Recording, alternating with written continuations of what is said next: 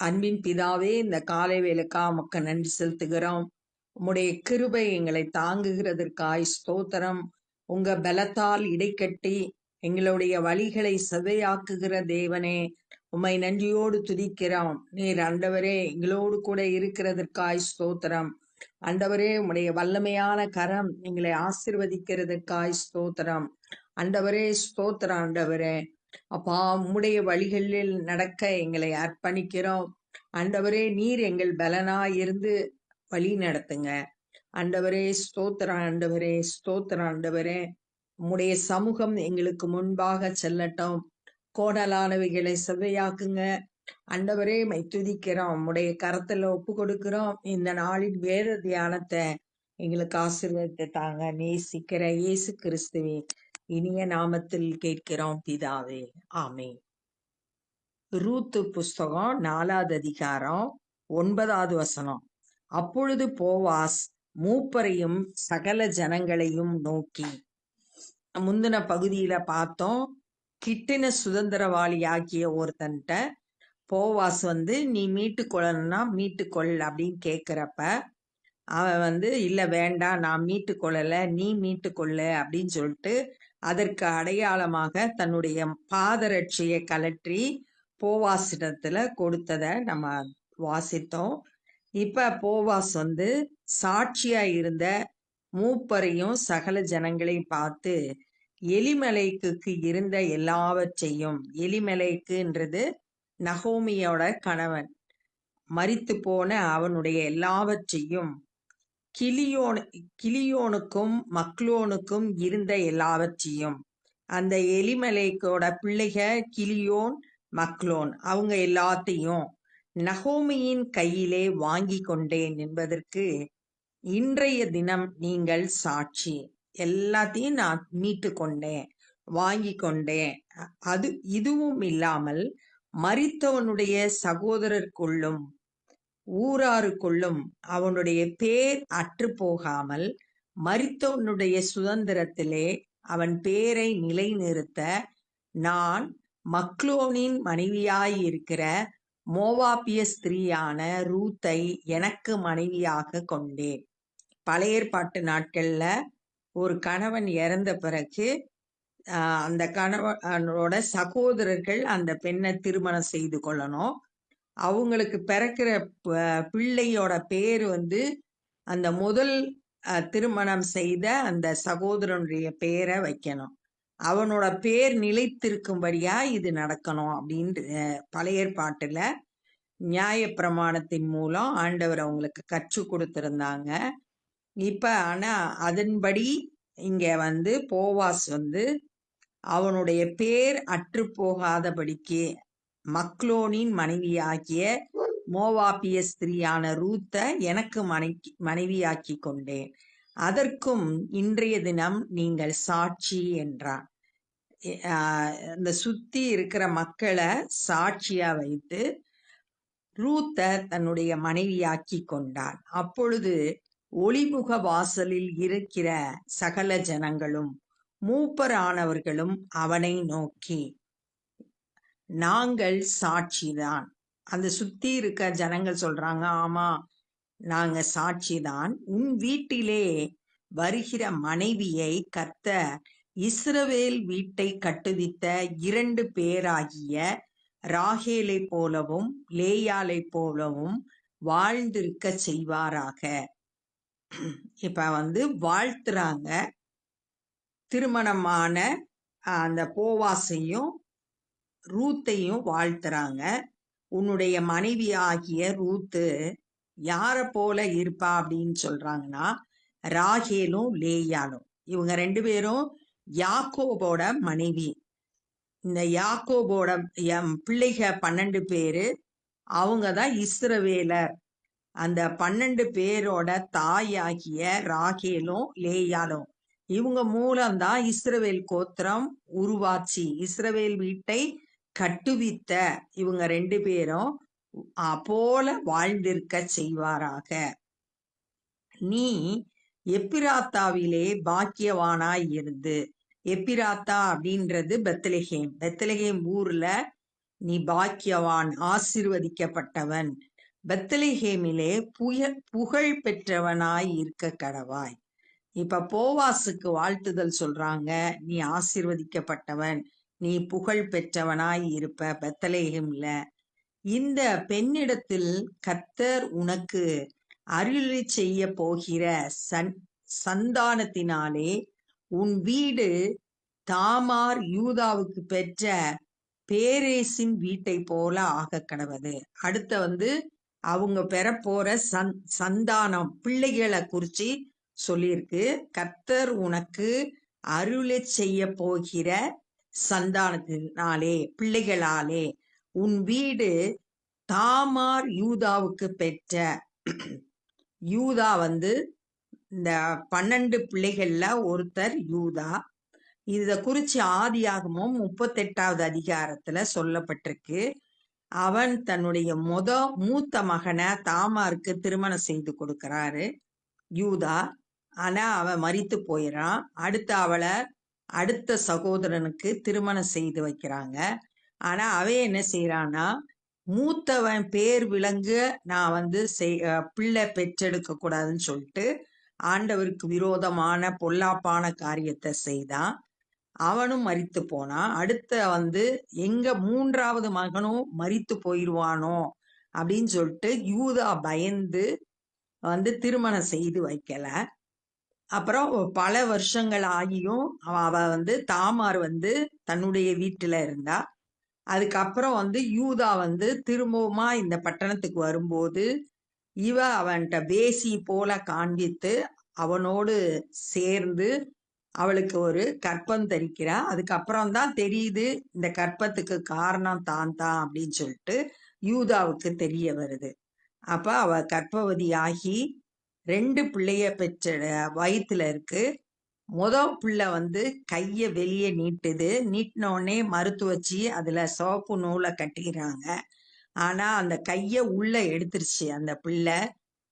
அடுத்து பிறக்கிறது பிள்ளையா வந்துருது. அதான் பேரேஸ். அதுல ஆதி ஆகமத்துல பாரேஸ்ன்னு போட்டிருக்கு. அவன் முந்தி வெளிப்பட்டதுனால அந்த பேரு பாரேஸ் அப்படின்னு சொல்லிட்டு பேர் அவனுக்கு வழங்கப்பட்டது. இந்த மூத்த பிள்ளையதான் யூதாவுக்கு அடுத்து யூதா சந்ததியில தான் இயேசு கிறிஸ்து பிறக்கிறாரு. மூத்த மகனுக்குரிய ஸ்லாக்கியத்தை அந்த பேரேஸ் பெற்றான். முந்தி பிறந்து அந்த ஸ்லாக்கியத்தை அவன் பெற்றுக்கொண்டான். பேரேஸ் அவனை போல உன்னுடைய சந்ததி ஆக கடவது. ஆசீர்வாதத்தை பெற்றுக்கொள்ள முந்தி கொண்ட பேரேசை போல உன் வீடு ஆக கடவது என்று வாழ்த்துறாங்க. போவாஸ் ரூத்தை விவாகம் பண்ணினான், திருமணம் பண்றான். அவள் அவனுக்கு மனைவியானால் அவன் அவளிடத்தில் பிரவேசித்த போது அவள் கர்ப்பம் தரித்து ஒரு ஆண் பிள்ளையை பெற கர்த்தர் அனுக்கிரகம் பண்ணினார். குழந்தை கர்த்தர் கொடுக்கிற ஈவு, கர்த்தர் கொடுக்கிற ஆசீர்வாதம். இங்க கர்த்தர் அவளுக்கு அனுக்கிரகம் பண்ணினார். அப்பொழுது ஸ்திரீகள் நகோமியை பார்த்து, சுதந்திரவாளி அற்று போகாதபடிக்கு உன் பிள்ளைகள்லாம் மரித்த பிறகு கூட உனக்கு பின் சந்ததி இருக்கும்படியா இன்று உனக்கு தயை செய்த கர்த்தருக்கு ஸ்தோத்திரம். ஆண்டவருக்கு நன்றி சொல்றாங்க. உனக்கு இந்த தயை பாராட்டினது கர்த்தர். அவன் பேர் இஸ்ரவேலிலே பிரபலமாக கடவது. அந்த பிறக்க போற பிள்ளையோட பேர் இஸ்ரவேல்ல பிரபலமா இருக்கணும். அவன் உன் ஆத்துமாவுக்கு ஆறுதல் செய்கிறவனும் உன் முதிர் வயதிலே உன்னை ஆதரிக்கிறவனுமாய் இருக்க கடவன்.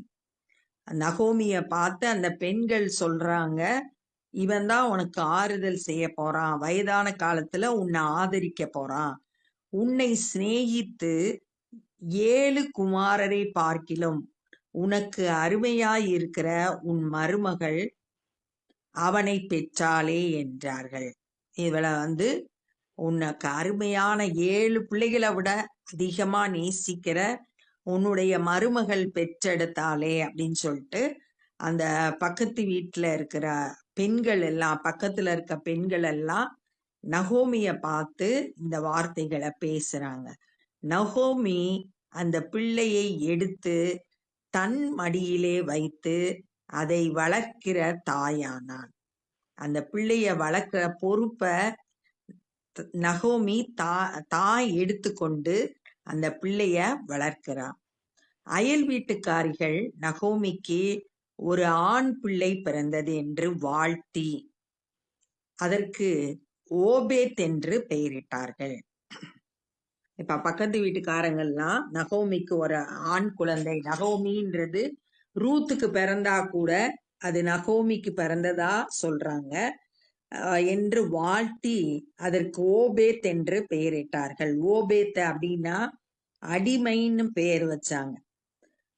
அவன் தாவீதின் தகப்பனாகிய ஈசாயின் தகப்பன். தாவீதோட அப்பாவோட அப்பாதான் இந்த ஓபேத். பேரேசுடைய சந்ததியின் வரலாறு. பேரேஸ் நம்ம பார்த்தோம், யூதாவின் மகன் தான் பேரேசு. யூதாவோட சந்ததிதான் இயேசு கிறிஸ்து பிறக்கணும். அந்த இயேசு கிறிஸ்துவோட அந்த வம்ச வரலாறை இப்ப நம்ம பார்க்கிறோம். பேரேஸ் எஸ்ரோனை பெற்றான், எஸ்ரோன் ராமை பெற்றான், ராம் அபினதாப்பை பெற்றான், அபினதாப் நகசோனை பெற்றான், நகசோன் சல்மோனை பெற்றான், சல்மோன் போவாசை பெற்றான். இந்த சல்மோன் ராகாப்போட சேர்ந்து போவாசை பெற்றான் அப்படின்னு சொல்லிட்டு மத்தேயு 1ஆம் அதிகாரம் 5வது வசனத்துல சொல்லப்பட்டிருக்கு. ராகாப் புறஜாதிய பெண்ணா இருந்தாலும் இஸ்ரவேல் மக்களுக்கு உதவி செய்ததுனால அவங்களோட சேர்த்து கொள்ளப்பட்ட அந்த புறஜாதி பெண் மூலம் சல்மோனுக்கு போவாஸ் பிறந்தார். போவாஸ் ஓபேத்தை பெற்றான், ஓபேத் ஈசாயை பெற்றான், ஈசாய் தாவீதை பெற்றான் அப்படின்னு சொல்லிட்டு பேரேஸ்ல இருந்து தாவீது வரைக்கும் உள்ள வம்ச அட்டவணை இங்க சொல்லப்பட்டிருக்கு. ரூத் புறஜாதிய பெண்ணா இருந்தா கூட கர்த்தரை நம்பி வந்ததுனால தன்னுடைய சொந்த ஜனத்தை விட்டு சொந்த தெய்வங்களை விட்டு தேவனை உத்தமமா பின்பற்றினதுனால இவ்வளோ பெரிய ஸ்லாக்கியத்தை அந்த ராஜரீக பரம்பரையில பிறக்கக்கூடிய சந்ததிய அவளுக்கு கொடுத்து அவளை ஆசீர்வதித்ததை தியானிக்கிறோம். அப்ப இந்த நாள்ல நம்ம என்ன கற்றுக்கொண்டோம் அப்படின்னா, போவாஸ் ரூத்தை தன்னுடைய மனைவியாக ஏற்றுக்கொள்றத பார்த்தோம். அதுக்கு சுத்தில இருக்கிற மக்கள் சாட்சியா இருந்தாங்க. அந்த மக்கள் வாழ்த்துனாங்க. முதல்ல ரூத்தை வாழ்த்துனாங்க. ராகேல போலவும் லேயால போலவும் இருப்ப அப்படின்னு வாழ்த்துனாங்க. போவாச குறித்து வாழ்த்தும் போது பெத்லெஹேம்ல ஆசீர்வதிக்கப்பட்டவனா புகழ் பெற்றவனா இருப்ப அப்படின்னு சொன்னாங்க. உங்களுக்கு பிறக்க போற பிள்ளை யூதா தாமாருக்கு பெற்ற பேரேசை போல உன் வீடு இருக்கும் அப்படின்னு சொல்லிட்டு சொன்னதை நம்ம பார்த்தோம். அடுத்து ஒரு குழந்தைய பெற்ற உடனே சுத்தில இருக்கிற பெண்கள் நகோமிட்ட சொல்றாங்க, உனக்கு தயை காட்டின கர்த்தருக்கு ஸ்தோத்திரம், இவன் பேரு பிரபலமா இருக்கும், அவன் உனக்கு ஆறுதல் செய்வான், முதிர் வயதுல உன்னை ஆதரிப்பான், இவன் உன்னுடைய அருமையான மருமகள் இவனை பெற்றாளே அப்படின்னு சொன்னாங்க. நகோமி அந்த குழந்தைய எடுத்து வளர்க்கிற பொறுப்பை ஏற்றுக்கொண்டா. ஒரு பாட்டியா தன்னுடைய கடமையை சரியா நிறைவேற்றினா. பக்கத்து வீட்டுக்காரங்கெல்லாம் சேர்ந்து பக்கத்து வீட்டுக்காரிகள்லாம் நகோமிக்கு ஒரு ஆண் பிள்ளை பிறந்தது அப்படின்னு சொல்லிட்டு அதுக்கு ஓபேத்துன்னு பேர் வச்சாங்க. பேரேசோட சந்ததியோட வரலாறு முழுதும் சொல்லப்பட்டிருக்கு. பேரேஸ்ல இருந்து தாவீது வரைக்கும் உள்ள யார் யாரை பெற்றான்றத நம்ம பார்த்தோம். இந்த சந்ததியில தான் இயேசு கிறிஸ்து பிறந்தாரு அப்படின்றத தியானிச்சோம். இப்ப நம்ம ஜெபம் பண்ண போறோம். அன்பின் பிதாவே, இந்த நாள்ல நாங்க கற்றுக்கொண்ட அந்த வேத பகுதிக்காய் நன்றி சொல்லுகிறோம், உம்மை ஸ்தோத்தரிக்கிறோம். நகோமி ஆண்டவரே தன்னிடத்துல கொடுக்கப்பட்ட பொறுப்பை சரியா நிறைவேற்றுகிறத நாங்க தியானித்தோம். அது போல நாங்களும் ஆண்டவரே எங்களுடைய குடும்பத்துல இருக்கிற பொறுப்புகளை சரியாய் நிறைவேற்ற கிருபை தாங்க. ஆண்டவரே மை ஸ்தோத்திரிக்கிறோம். புறஜாதிய பெண்ணாய் இருந்தாலும் ரூத் ஆண்டவரே உம்மை உத்தமமாய் பின்பற்றதுனால ஆசீர்வாதத்தை சுதந்திரித்து கொண்டதை தியானிச்சோம். ஆண்டவரே நாங்களும் கூட எல்லாவற்றிலும் ஆண்டவரே உம்மை உத்தமமாய் சேவிக்க, உம்மை உறுதியாய் பற்றி கொள்ள நீங்க கிருபை செய்யுங்க. ஆண்டவரே உம்முடைய வல்லமையான கரத்துல எங்களை ஒப்பு கொடுக்கிறோம். இந்த நாள்ல சுவிசேஷ பணி செய்கிற ஒவ்வொருவரையும் ஆசீர்வதிங்க, பலப்படுத்துங்க, பயன்படுத்துங்க, உம்முடைய வல்லமையினால் நிரப்புங்க. நாங்களும் அநேகருக்கு உம்முடைய அன்பை சொல்ல கிருபை தாரும். எல்லா துதி கன மகிமையும் உமக்கே செலுத்துகிறோம். நேசிக்கிற இயேசு கிறிஸ்துவின் இனிய நாமத்தில் கேட்கிறோம் பிதாவே, ஆமென். என் ஆத்துமாவே கர்த்தரை ஸ்தோத்திரி, என் முழு உலமே பரிசுத்த நாமத்தை ஸ்தோத்திரி. என் ஆத்துமாவே கர்த்தரை ஸ்தோத்திரி, கர்த்தர் செய்த சகல உபகாரங்களை மறவாதே. ஆமென். God bless you.